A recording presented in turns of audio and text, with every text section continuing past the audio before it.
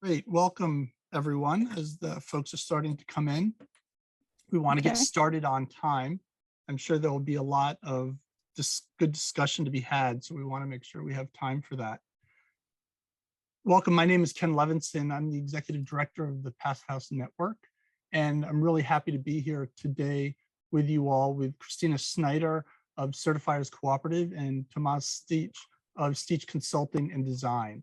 They're both Passive House certifiers, and we look forward to digging into single-family certification. I know there are many building types we can certify to Passive House, all building types really. But today we want to focus on single family. If you have questions about other project types, if we have time at the end, let's hit those, or we can save them for another day. We will continue to have these sessions focusing on different building types. The purposes of these events, Ask the Passive House Certifier, is really to connect practitioners, advocates to the certifiers that are out there, to demystify the process and to make not just connections, but conversation. Really, certification process is a back and forth, is a conversation, and there should be a familiarity. We don't want this to be sort of behind the curtain, as it were, where you're putting your coins in and a result is spitting back. And we'll talk about all that. So I'm very happy to now introduce, if I can get my cursor to go, our two certifiers today. Christina Snyder is an architect, builder, CPHC, PHI accredited certifier, and owner of Equilibrium Energy Spaces based out of Michigan. She's not just a residential builder and architect, but a sole proprietor since 2002. Christina's also instructed architecture students as an adjunct professor, coaching them through winning the first and second Michigan Zero Energy Home competitions, as well as competing in the 2007 Solar Decathlon in Washington, D.C. Christina was a partner in a renewable energy system installation business before starting her own architectural practice. She's volunteered on natural building projects, including straw bale, cob, cordwood, and thatch structures, and has lectured throughout the Midwest on energy efficiency and zero energy homes. Christina became a CPHC in 2009 and has certified passive houses while providing PHPP assistance since 2015 as a founding member of the Certifiers Cooperative. Christina is also walking her talk. She lives in a new passive house on her family's rural Southern Michigan homestead. So welcome, Christina. Thank you. Yeah, great to have you. And we should know Christina, because she has a slow connection where she's located, she will be off camera, as it were, but with us fully nonetheless. Yes. Tomaz Stich, certified passive house designer, owner of Stich Consulting and Design, or principal or co-owner, whatever the case may be. We do know he was born in Slovenia, raised in Germany, where he completed a 4-year apprenticeship to become a journeyman carpenter. With years of hands-on building experience behind him, Tomaz found himself most inspired by the wood materials he used, and so he joined the University of Applied Sciences in Hildesheim, northern Germany, to pursue a 4-year program in wood engineering. He wrote his thesis work at the Swedish Institute for Wood Technology Research in Stockholm, becoming a graduate engineer in wood engineering. A passion for smart design and uncompromised energy efficiency inspired Tomaz to become a certified passive house designer in 2009 as well. Same graduating class, so to speak, I guess, as Christina. After opening his own consulting business in Germany, Sweden, and Slovenia, Tomaz and his family moved to Canada in 2009 and currently live in the stunningly beautiful Invermere, British Columbia. Welcome, Tomaz. Good to have you here. Thank you. And it's really important, you know, this is about meeting Christina and Tomaz as much as learning about certification. And we encourage you to stay in touch with both of them and to work with them. I am going to give a very brief overview. I am not the expert. I know a fair amount in my years of experience, but I just want to touch on some overall topics, perhaps, and then we'll go into a discussion. And hopefully, going through these topics, this overview, it will generate some questions for you. If you have questions, put them into the chat. We will then go through kind of the process of a project and slot in the questions as we go through the building project and take your questions as they're appropriate. We did have one question submitted by Brendan Keating, who's here, great, and in advance, and we'll certainly make sure we get to that as we go through the process. So bear with me as we do a quick overview. The first thing to know is that there are over 100 certifiers. Many people don't realize that. PHI, of course, issues the ultimate certification, but we're working with a global network of certifiers and experts. In North America, we formed the North American Certifiers Circle, which now consists of 14 certifying organizations with over 25, I believe, individual certifiers. It's part of, trying to work together cooperatively, share knowledge, and help each other, support each other's success. So we have links here as well, and I should note you can find them on our building certification page or on the PHI page.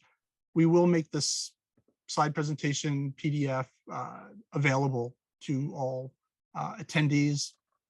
And I believe we may even have a version on the website now. After knowing that there are so many certifiers to choose from, and you can, find ones that you, enjoy working with, that you have a good back and forth with, and so forth. So you're not locked in there. This criteria is as well, I think, in many ways user-friendly. It's very straightforward. We just had a new criteria issued this year, version 10B, and we are in the United States still in a period of transition. We are expecting the PHPP that matches the new criteria in imperial units, feet and inches, to be issued by year's end, perhaps later this month. And with that, the new criteria will come into full effect. Today, if you're working in the United States, working with the IP version of the PHPP, you use the existing historic criteria, which is on the left.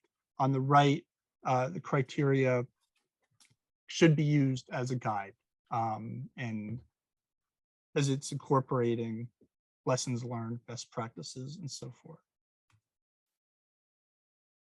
Within the umbrella of Passive House Institute certifications, there are new building certifications from the classic, the original Passive House certification, and then plus and premium, where we're rewarding greater energy efficiency as well as integrated renewables. For existing buildings, which is a huge issue and one we'll discuss here today, you may not be able to hit the classic Passive House certification level. So there's EnerFit, which really zeroes in on the issues around existing conditions and gives you multiple pathways, which I'll mention in a second, to be certified. And then we have the low energy building, which was not developed to be a target in and of itself, but a fallback position if for one reason or another the project is not able to hit the full Passive House certification. Low energy building is certainly not a dishonorable place to land. It's a high quality, high performance building and can be used for most all of the situations where you see incentives. You have to find out from the particular incentive what certifications, but typically they will be allowing that as well. One more note on EnerFit. So we talked about the dual paths. On the left, we're showing just the chart of the performance pathway, where like the new building, you are going to overall performance of energy use, and it's adjusted. The heating demand is adjusted per the climate. On the right is the chart around component or prescriptive EnerPHit certification, so that based on various components, as you see here, you can achieve overall performance. The process is super important and one that we're going to dive into here today. I encourage everyone to look at the building certification guide that PHI publishes. You can find it on our website, PHI's website. We have a outline that we'll actually use in our discussion today here on the back of the North American Certifiers Circle 2-page flyer that you can see. It's pretty straightforward, and the end is ends with post-construction submissions. In a way, we can boil it down to just these 5 things as to what is needed to be able to certify. In this process, and we'll talk about this, you can start the certification at any time. You could start the certification process once you've completed the building, but you need to have the documentation in place to be able to prove that the construction meets the design intent and will perform, give you that predictable performance. For the process, PHI has developed a certification submission tracking online platform. Typically, we're seeing this used for bigger, more complex buildings. I'm not sure if folks are generally using this for single-family homes. I think it's probably many fewer. Some certifiers come up with their own sort of specific platform that they've customized and used. It depends on who you work with, how that will go. Perhaps we'll talk more about this as well. There are certification resources both on our website and of course on PHI's website, where you can dig in to the various aspects and get guidance. There are a growing number of tools. So the PHPP does not stand alone. Passive House certification does not stand alone. One of the most common that we're seeing is Design PH as a tool. We'll dive into that too, I'm sure, but there's a growing list, a bunch you can see in Passipedia from PHI's website. And we're also listing some of the ones more popular or have been seen to be helpful working in the development, from not exactly on certification, such as PHN's PH ribbon for embodied carbon calculation, to appliances, to software development details, and so forth. So again, this will all be available in PDF. As you're going through the process, I would just make a shout out to get your building on the PHI building database. The database is not a mandatory element of certification, and the database shows just a tiny fraction of the buildings that are out there that have been certified or working towards certification with PHI. But you don't need to be certified to be on the database. You need to have a PHPP completed, and it needs to reasonably be headed in that direction. And typically you're seeking certification. And it's great to see when the projects are certified, they are documented, and that's also put on the site. So here we have an example of the Cornell Tech building. It's certified. They actually have project documentation on the site that you can then download. I think there's like a 54-page report that goes into quite a lot of detail. Of course, with single family, it won't be that involved, but there are examples where you can pull that and see what they've actually done. At the end of the process, when all the submissions are done, all the boxes are checked, we see the proof that is given to the team, the owner, that you've met the Passive House requirements and this predicted performance is in fact in place. You can also get a plaque to put on your building, which we highly recommend, to be proud of that very great distinction of being certified Passive House. Oh, I actually didn't bring this up with Tomaz and Christina yet, but there's always the question of cost, and we don't need to go into specifics of it so much here today, or whatever you're comfortable with. But it is an issue. The great thing is PHI is not putting out a schedule of costs. The certifiers work independently. Costs can vary wildly depending on the complexity of the project, whether the certifiers worked with you before and knows you well, the experience of the team, just a lot of things that go into it. And we did a presentation back in the spring with Matt Bowers, who's also a member of Certifiers Cooperative, which I have here, Passive House certification tips from a Passive House certifier. It's really about how to do the certification cost effectively, boiled down. And so if you're interested into what certifiers are thinking about, and certainly interested about what Christina and Tomaz are thinking, but Matthew spends an hour just on this, really on this one topic. Super interesting, highly recommend it. I think finally, to just say, it's about teamwork. This is not about, filling out squares on a form and submitting and getting yes or no answers. It's a process. There's a lot of learning that goes on, a lot of back and forth, and you want to assemble the team right through the certification team where everyone is working together and has common goals. So it's really obvious, perhaps obviously enough, the real key to success. So with that,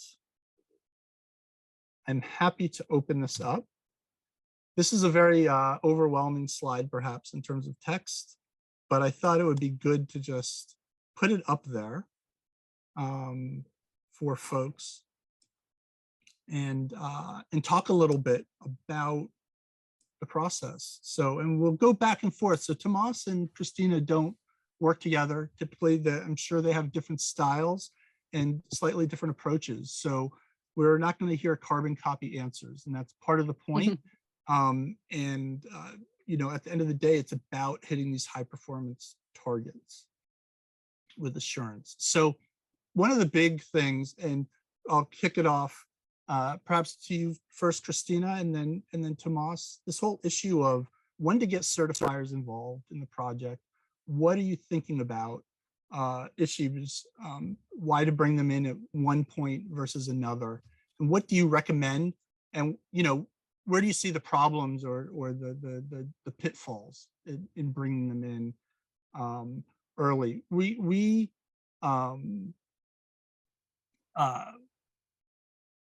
are not actually showing them, well, we're showing in this outline here to obviously get your CPH, your consultant, your certified passive house designer consultant on board and going through a number of basic elements, which is part of this. And then we're showing getting the certifier on board because we're just predisposed in terms of giving advice to get them on early. So we can start to unpack that. Yes. So especially if this is your first passive house project or you're doing a use that you haven't done before as a passive house, it's a good idea to get your certifier involved as early as possible. Just even whether or not they're going to want to, if you don't feel like you're ready to have them quote the project yet, most certifiers can give you some advice on your project on a time and materials basis, so that you don't have to get locked into a contract. But having that top level of review of the project and advice in the early stages can actually save you a lot of money. We are still getting some projects where people try to contact us after they basically they're ready to issue their construction documents.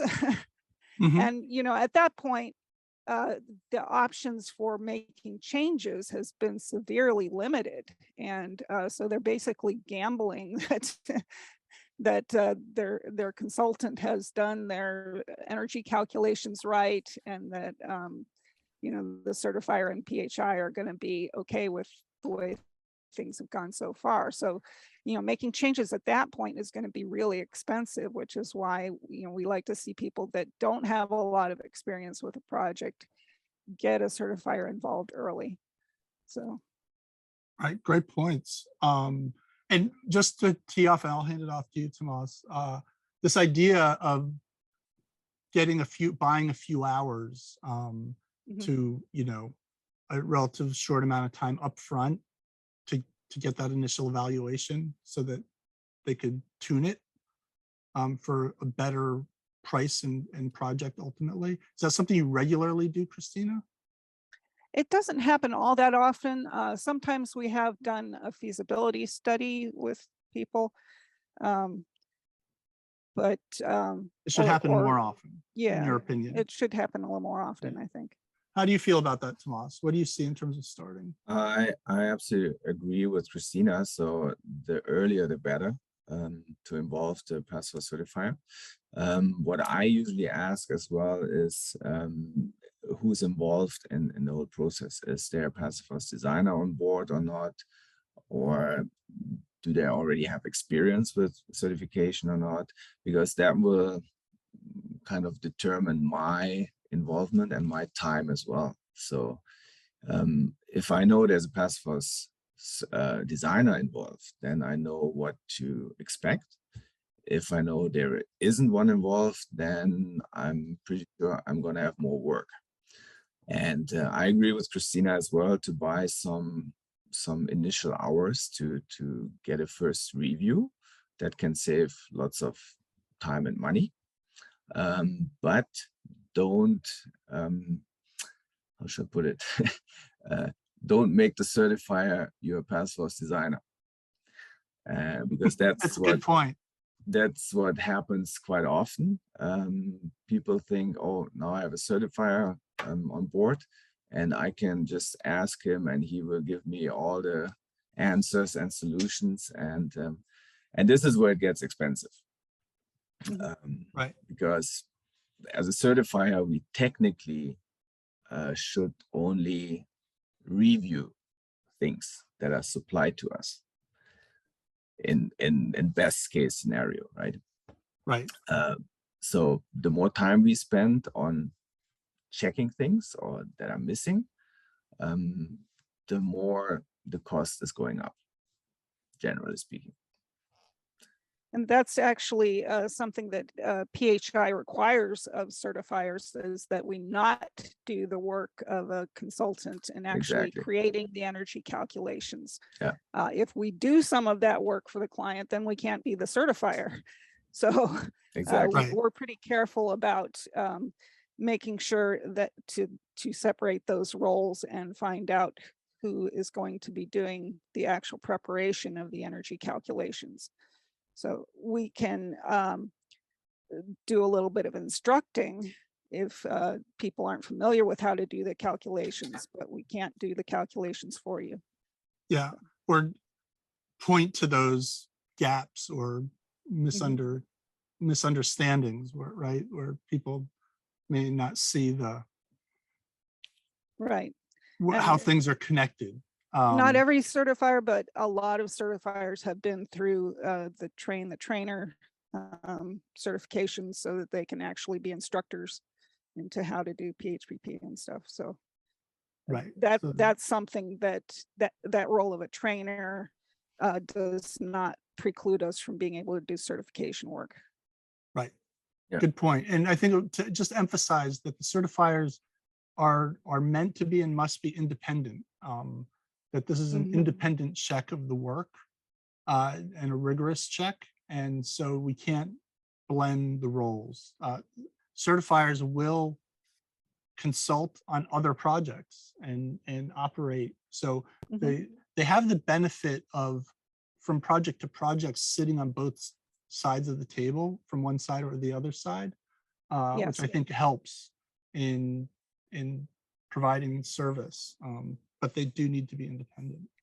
It would be if there's a certifier or a consultant near you, that would be probably the better person to do your energy calculations.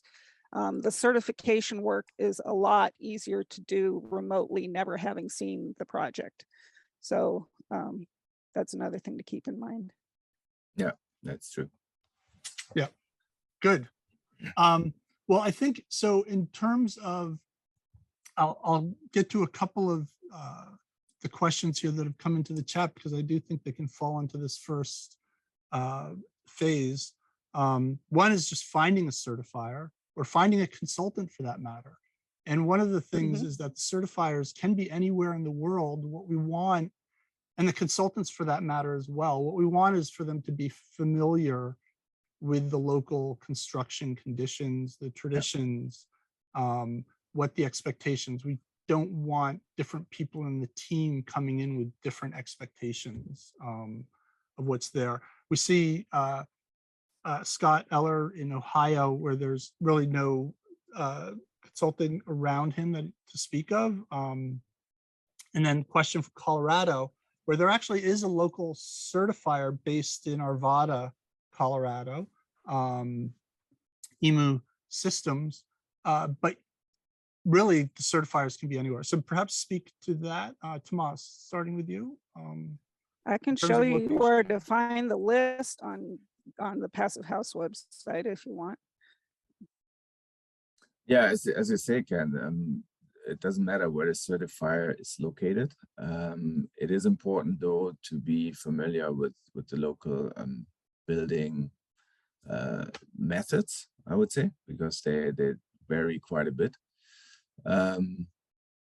So yeah, it doesn't matter where it is, and how to pick a certifier, I don't know. That's a good question.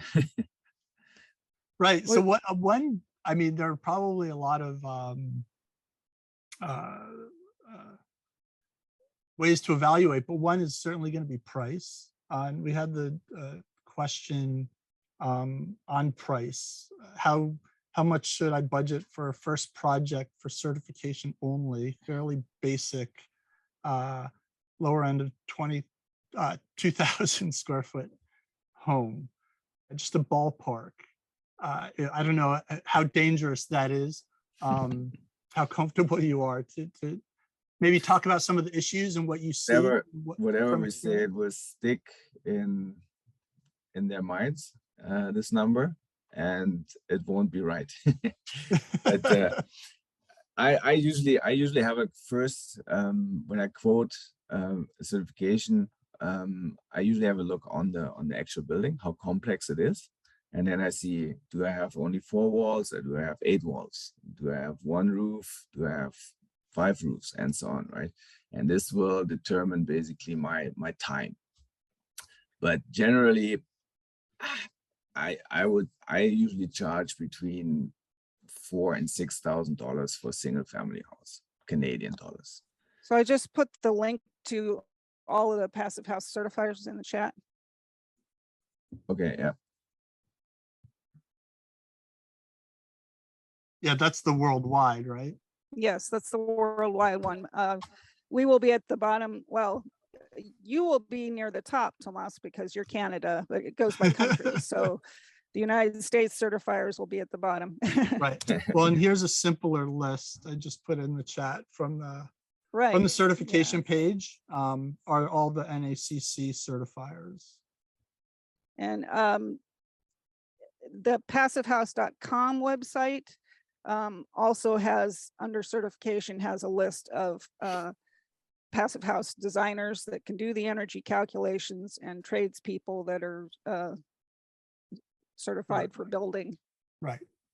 So yeah, wider world of certification. So Christina, do you have any thoughts on how you look at projects and costs and any sense of range for typical single family home, quote unquote?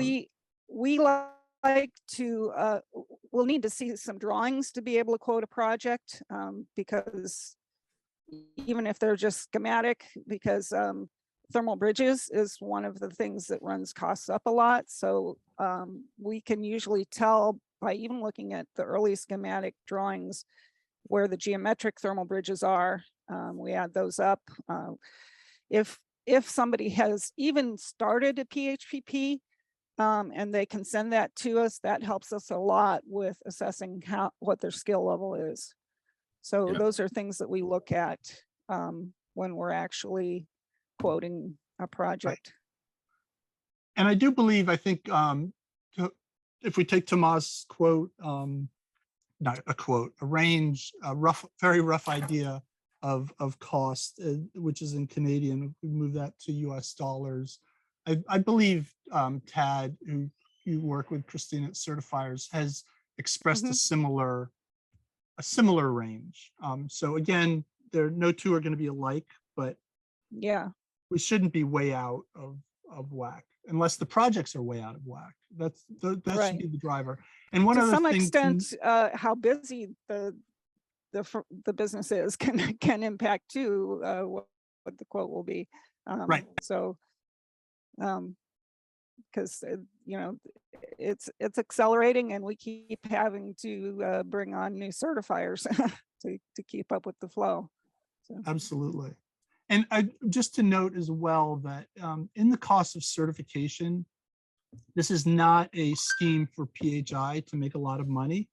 In my opinion, it's my understanding that PHI takes a very small fee, a tiny fee for each certification in this. Right. And really the money is going to the work on your project. Well, as a certifier, we pay a yearly fee as well. Oh, you right? pay a yearly one too. Yes. Exactly. And that's not a small and fee. it's It not depends light. on how many you're doing. Yeah. But I agree that the actual certification for the building is not very big. Yeah. That's a small fee. Yeah.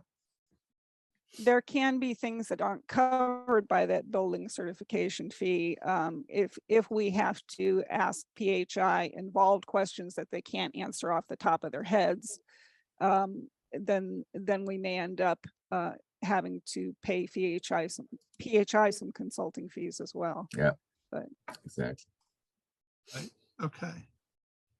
All right. So the last thing I want to just note, I think, if we move on, is in this initial phase is really kind of any thoughts on identifying the certification goal, what people might be thinking about, whether you're doing the classic or the plus or the premium, or if it's an existing building to try to do the classic or go with the EnerFit or one EnerFit versus the other, what your current thinking is on low energy buildings, and yeah, any advice around that, crucial elements. I would recommend shooting at least for passive house, or if it's a existing building that you're retrofitting, EnerFit, because the low energy building originally started as the kind of consolation prize if you didn't hit the passive house mark. So if you actually take that as your goal, there's a chance you won't get any certification at all. So it's worth at least trying to target the mainline classic. And what about going further? Certifications. The plus or the premium? Plus and premium are great especially if you're have a site where you can actually put some renewable energy on the site, and it's possible. Like if you don't have enough money to put the renewable energy stuff on initially that could get you to plus or premium, you can certify as classic and then recertify later when you add on renewable energy systems. So yeah, the premium and plus is mainly, it's a financial question, and a lot of people they do it later on, as Christina says. We did it later on as well. So I live in a passive house, and we added 2 years later the PV panels on the roof. Yeah, I should have mentioned that in the introduction, Tomaz. You live in a mass timber CLT certified passive house, right? Yeah, exactly. Fantastic. Congratulations. Thanks. Awesome. Great. So, there was one other thing. I lost my train of thought. So let's move on to the schematic design and design development. And, you know, we're still a ways away from construction documents where a lot of people, too many certifiers see the project show up in construction documents. And when they're done, we want to get them in schematic design and design development. So I was interested, Christina, maybe start with your list of tips, and we'll circulate that as well. Christina provided a separate list of tips, but you went into some depth about. Basically, the concept is that the energy calculations are a design tool so that you can figure out how good of a window or how much insulation is enough for your particular project, because you can't really answer that until you start doing at least preliminary energy calculations. Exactly. So that's why we really try to push people to start working with the PHPP as early as possible. And you're putting in default values, you're using design pH.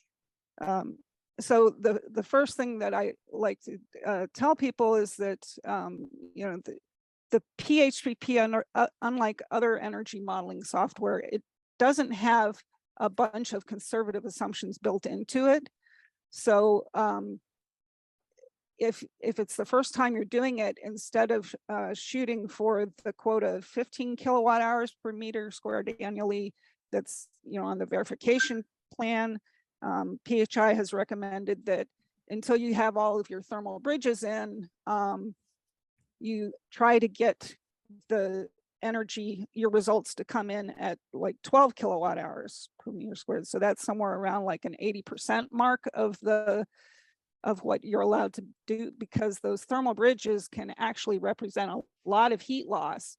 And until you put them into the PHPP with some placeholders, you don't have, you need to keep a margin of error for yourself for those thermal bridges and other types of heat loss that aren't the major walls, roof, floor issues of the building. So that's one of the early tips that we give people. So if you're consistently trying to err on the side of caution as you go through the PHPP, you can hit passive house certification on your first try. Usually people that have problems with it are trying to value engineer something and get as close as possible to the limit as they can, which as if it's some sort of a game. But if you're trying to kind of overshoot a little bit, you'll have a better chance of not having issues when you get to construction. So. Yeah, I agree. Another thing maybe to keep in mind is what a lot of people don't know. Maybe there are no shortcuts in PAS4 standard, right? So we have in Canada we have the so-called step code that's introduced, and so people are building to step code, I don't know, 2, 3, 4, 5 is the highest, but they're always shortcuts, right? So if I use this good HRV, I don't have to use the super expensive good windows and things like that.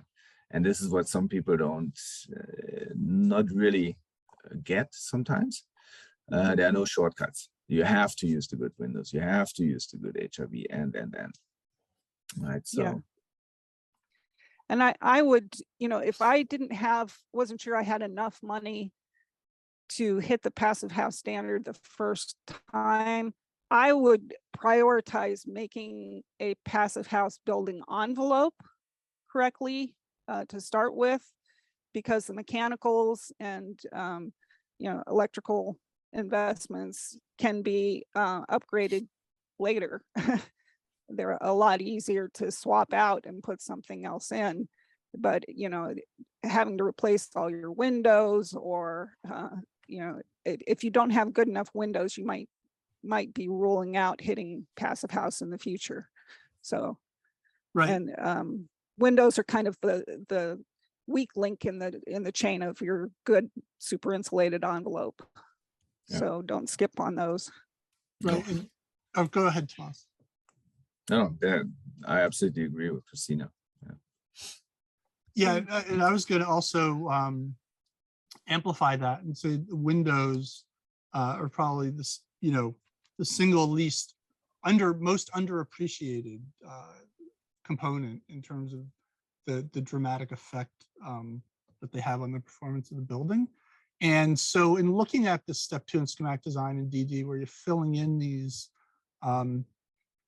early default values, for lack of a better word, initial value, conservative values, where we're looking at the windows, when I guess I want to dovetail in here the question that we got, which was around. I'd also like to bring up one more thing. If you need to cut your window costs, one of the things I've found that can be really helpful, if you're using your energy model, you can figure out like exactly which how many windows you really do need. Sometimes you can get too many windows in a project and end up overheating a space. So if you're using that energy tool, you can figure out exactly what the right proportion of windows. And another thing is they don't all have to be operable windows. I've found that I can get good stack effect window ventilation through the building only using like just a few windows at the top of the building and a few windows at the bottom, and you have these the wonderful drafts going through the whole building without opening all the windows. So if you really think about where you need the airflow source and exits, you can actually save quite a bit on windows that way. So. Yeah, that's right. And EAP is saying here in the chat, super glazing is not expensive at all. I agree. It's the frame where it gets or can get expensive, and expensive is relative, right? So if you talk to builders here locally, they have a different understanding of expensive and cheap. So if you compare, and usually they compare to the really cheap stuff, that's the problem. But I agree, it doesn't have to be expensive. Yeah, so you can have large windows that aren't operable are going to be probably cheaper than smaller windows that are. But so just put in the smaller operable windows where you actually need the ventilation, and where you need solar gain, you can go with the larger windows that aren't operating. Yeah. So, yeah, achieving that optimization is one of the great tricks and one of the things that comes with experience, and the detailing, how it's going into the wall construction, so you're maximizing the performance. Big effects. So I wanted to bring in the question, which was interfit, a retrofit home. And Brendan, I don't know, Tomaz and Christina, if you have that question in front of you, there's an existing cottage with no glazing on the south elevation and lots on the north. And inputting new replacement windows that are triple glazed. And the only windows that pass thermal comfort is a new one. I'm not quite sure on the question, but hey, Christina, start off. So I can show you where in the PHPP those folks would be talking about, if you would like. Sure, go ahead and share. Share the screen. Yep, you can share. And Brendan, I don't know if you wanted to ask if you're here. You can unmute yourself. And okay, so people should be able to see my application now. Let me stretch this out a little bit more so you can see more of the PHPP. Okay. So this is one client's project, and they're actually located in Los Angeles. So the place where they would be talking about having an issue is this comfort column here at the end, which has some automated red flags that come up if your windows aren't really suited to your climate, or if there's excessive heat loss from any one window. So if I were to go and change the climate for this project from Los Angeles to a place in Canada, let's see, Canada. I'm gonna go up. Berta and Banff. I found this one Yukon, yeah. earlier. Yukon, there you go. Yukon, we're going far north, Arctic Circle here, Dawson. Okay, so now you see the exterior temperature just dropped to, in January, to -8.2. And if we go back to the Windows tab, okay, my pinwheel here was still thinking. All of a sudden now we got red flags all the way down. So that window is no longer suitable. But you can see up here, there's actually some suggestions for the whole window U value, what it should be. And since this is an inch pound version of the PHPP, these should be the USA U values. So if you do 1 over this U value, you'll get our values for the whole window. That's not the center of glass R value, which is better than the whole window R value, but it can kind of give you an indication of where the target you need to hit if you were going to try to put this building in the Yukon.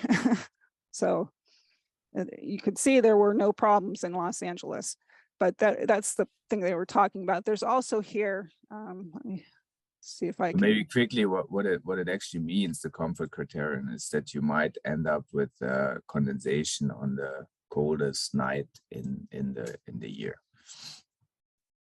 Yeah, and that's I think the hygiene criteria.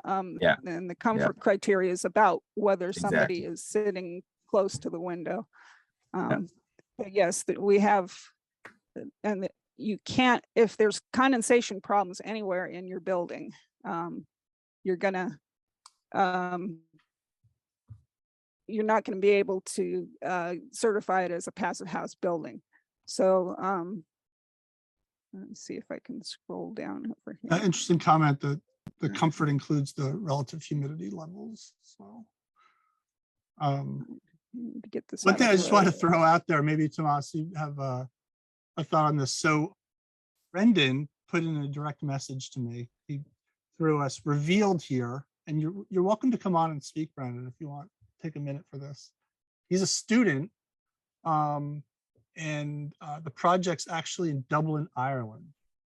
Mhm. And I was funny because the diagrams that you sent, Brendan, and you saw the masonry construction of the walls, I was like, gosh, this looks like the buildings I just saw in Ireland in terms of the existing masonry. And sure enough, it was. And it was. Because we were So just up to in finish this, Enniskillen for the PHI. to finish that previous subject, Yeah. right here by the comfort criteria in the windows, there is a comment where it says exemption. So there are some situations where that red flag is not an issue for a window. If the window is not adjacent to a living area. So like if it's, I don't know, in a hallway that somebody's just traveling through and they don't ever really stay there.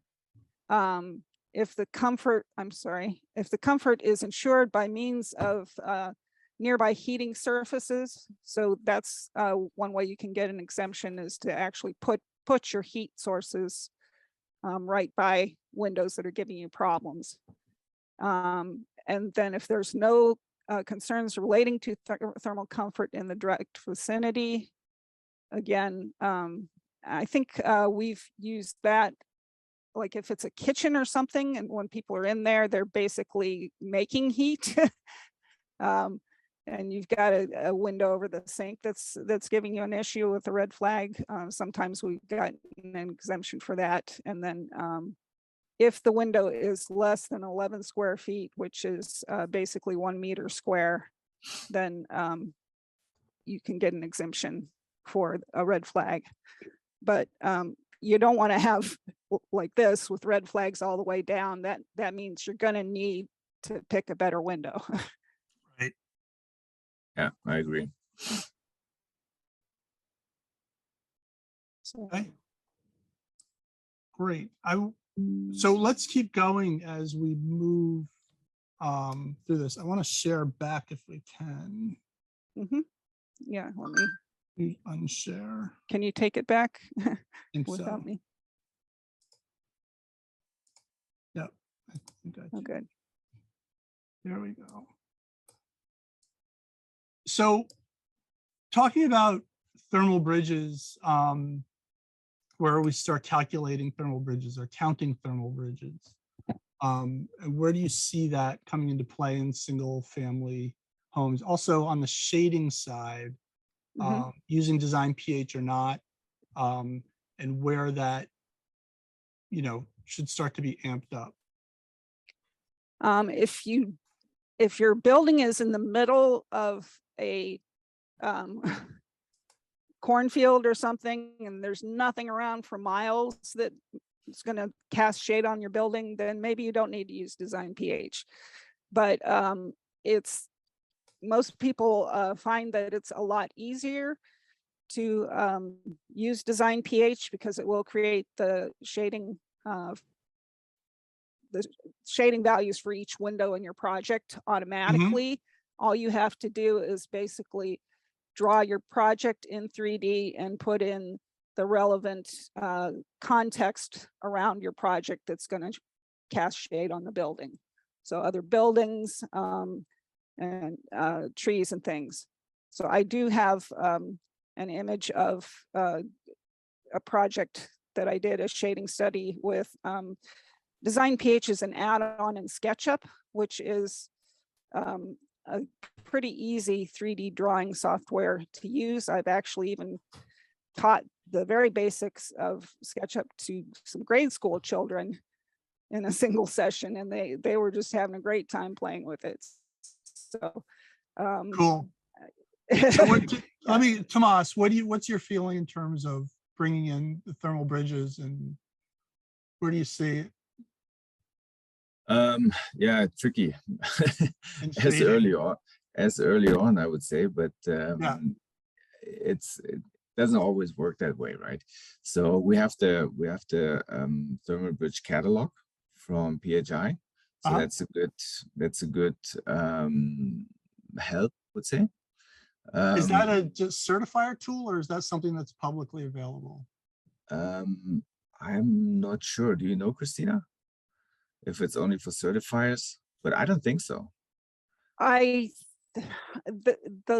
long-term goal certainly is to have it available to everybody. I'm not sure. I don't remember it being mentioned in the most recent annual certifiers meeting, whether that's online for everyone or not. I mean, if it's available for everybody, then it will be on the website. Right. I'll follow up on that. Right? It's good to hear. It may be part of Pasapedia too, which is a pay for view things that people would have to have a International Passive House Association membership to access all the areas of the Passive House Pasapedia website. Right. But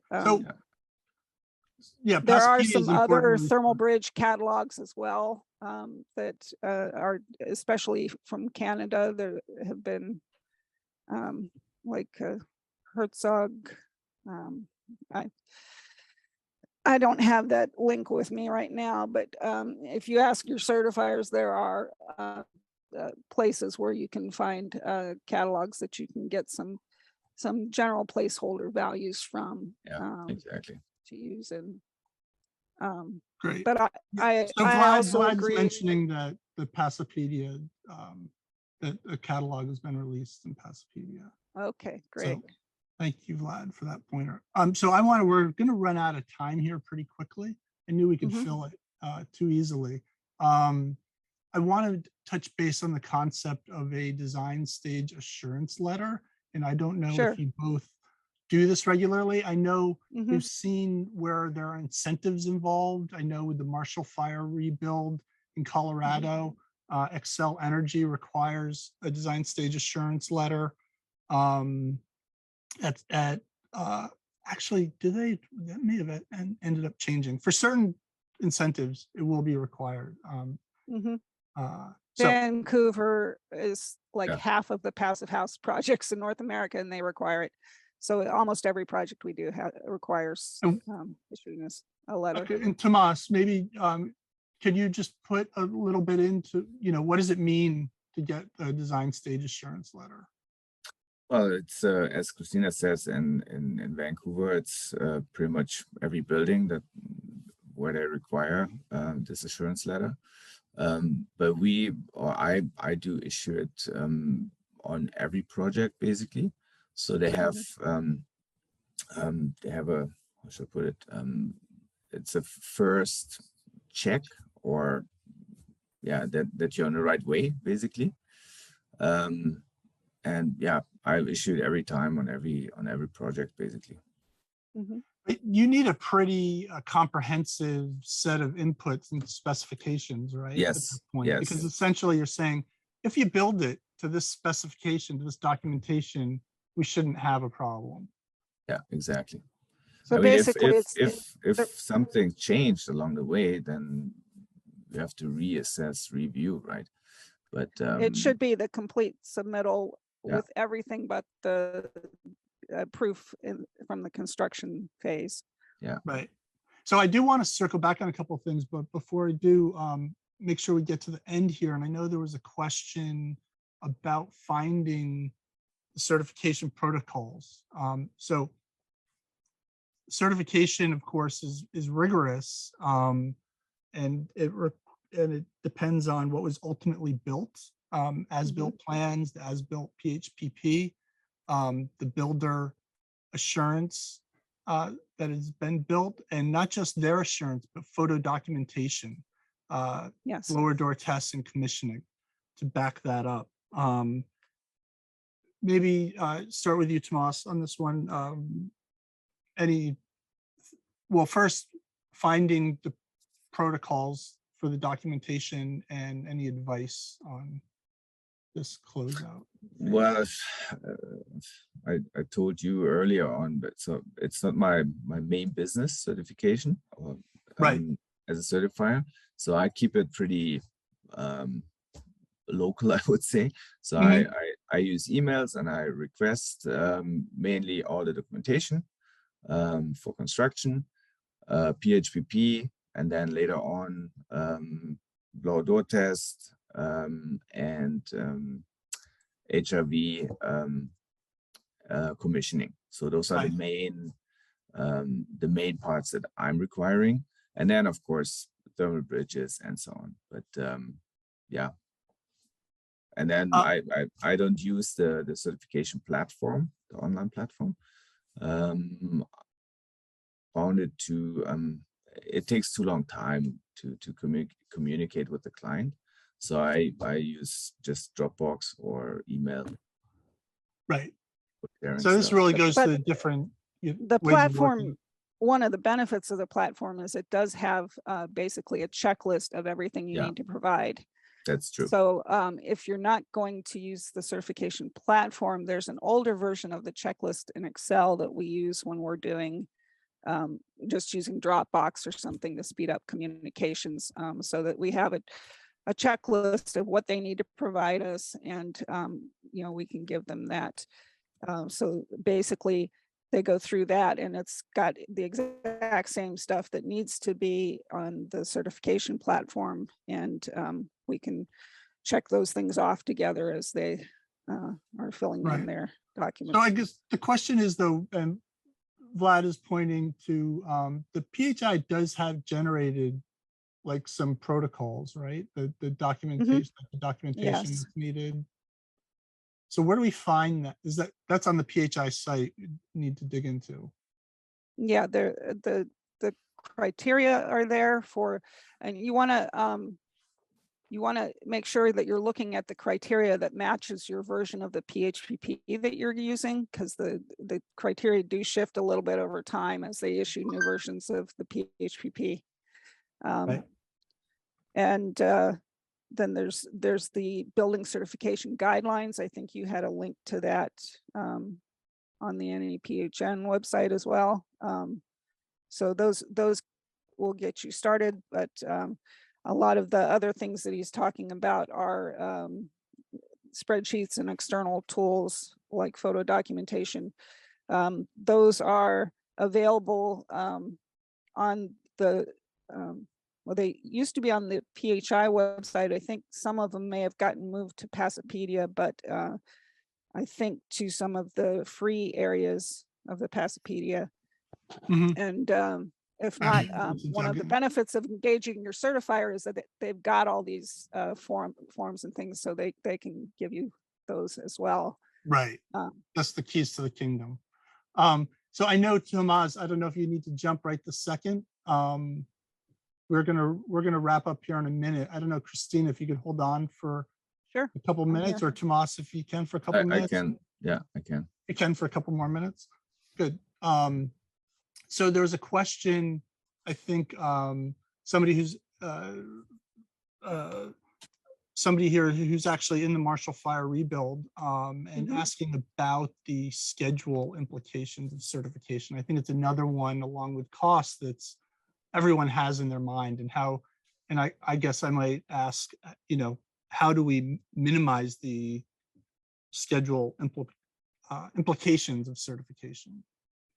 Well, again, if you're getting a certifier engaged early on, it's going to mean that hopefully your submittals, when you get them together, are going to be more in alignment with what the certifier is going to expect to see, and you'll have had enough initial checks on, whether you're using the right windows and have enough insulation and stuff, that the review can go rather smoothly when you're looking to get your design stage assurance letter. So it could take,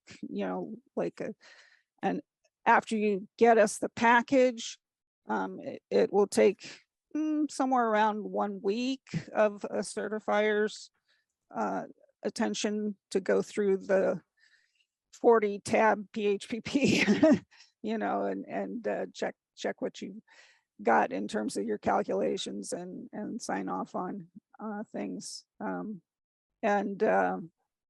So, plan for that week Right. in there. So Certifiers do need to manage. Sometimes we have more than one project going on. So if the more accurately you can hold to your own projected schedule, the better off it'll be for getting the turnaround done in a week's Right. time. So let me turn to Tomaz to build on what Christina's saying, and anything that you see like a good strategy. I think we have in the NACC brochure that everyone can download, the call to action to make schedule allowances, to build in certain things. And I'm wondering, maybe speak to where you see projects making such allowances, what those might be, and where have you seen folks run into trouble, how to avoid it? Oh, good question. I tough to answer. I don't know. Again, every project is different. Yeah. And I mean, a good approach is to use Password certified products. It's always on the safe side. And yeah, it's well, maybe speak a little bit more about that. What is because we all see the high quality in Passive House products, but what else does it bring to the process of having a certified? Well, it's all the Passive House certified products, materials are in the PHPP. You choose them by drop down menu, and you can be sure they fit your building, right? And you don't have any work finding U values, psi values, whatever, right? So if you're using windows that are not Password certified, then you have to provide all those numbers, and that might, for a Password designer, might not be that easy to get those numbers from the manufacturer. And then that can be a big delay, and maybe even put the certification in jeopardy, because the manufacturers can't actually give you the numbers. Yeah, we would have to go back to the actual test data from the manufacturers, because the way that windows are rated in North America does not convey all of the information you need in order to create the PHPP numbers. Right. And similarly with ventilators systems, the rating system and the testing protocols in North America make the ventilators in North America look like 12% better than the European testing protocols do. So actually, you know, you may think by looking at the percentages of efficiencies of North American and European ventilators that they're about the same, but actually the European ones are about 12% better. So so there's a big difference if you're not using the Passive House certified products. And I'm glad you brought that up. Do it with caution. And that brings us kind of back to the beginning where you're setting up your initial programmatic requirements, expectations, being conservative, like what you're putting in. And if you do, so, you know, probably, you know, I know this never happens, but let's just say it does, where a contractor or somebody late in the game substitutes out a product and the specification has changed. You better, before allowing the substitution, make sure that the certifier has the information about that product and signs off on it. Yes. Otherwise, you can throw the whole thing in jeopardy. I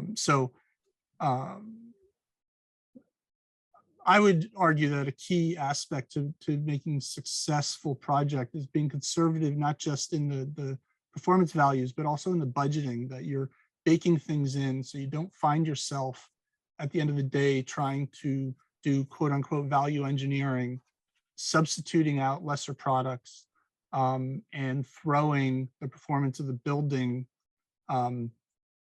into a state of confusion that it does not need to be in, and making it harder for the whole team to deliver. That's my 2 cents. Any thoughts on that, Tomaz or Christina? I absolutely That's agree. true. Go ahead. No, You're done too. We're in agreement. I agree. We have had some projects where they didn't use the Passive House or substitutions got made and ended up not using Passive House projects, and then you end up having to pay for somebody who's a real expert to actually generate the numbers you need for your energy modeling, or you know, it could even throw the certification off altogether. So right. And so this is another argument to push the manufacturers, to push the products that we like to get certified, so that they can become standardized. We want more and more options. yes. All right. Well, I think we'll leave it there if that's okay. There was one more question. Well, there's more and more questions, but yeah. Yeah. Is there so certified? Certified products are on the, what is it called again? What's under certification? Passive House component database. Component database. Yeah, I can. 1 sec. You can put that link I can in put there, it in the chat. Yeah.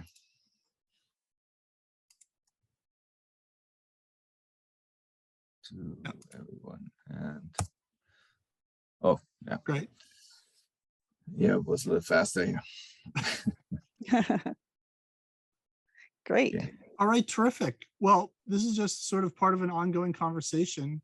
I hope everyone learned something today, and we'll be back doing more of these, and we'll be talking with other certifiers and hopefully talking with Christina and Tomaz again in the future, and into all these aspects. So thank you both very much. If you're thinking about a project, certainly consider Christina and Tomaz. They're both experts. Thanks for the invitation. Yeah. Yeah. Thank you. Great to have you both. Thank you, everybody. Thanks for joining us. Thanks, everybody. Have a good day, everyone. All right. Have a good day. Bye. And I'll be emailing out the PDF of these slides, and we can follow up. Okay. Great. Thank you.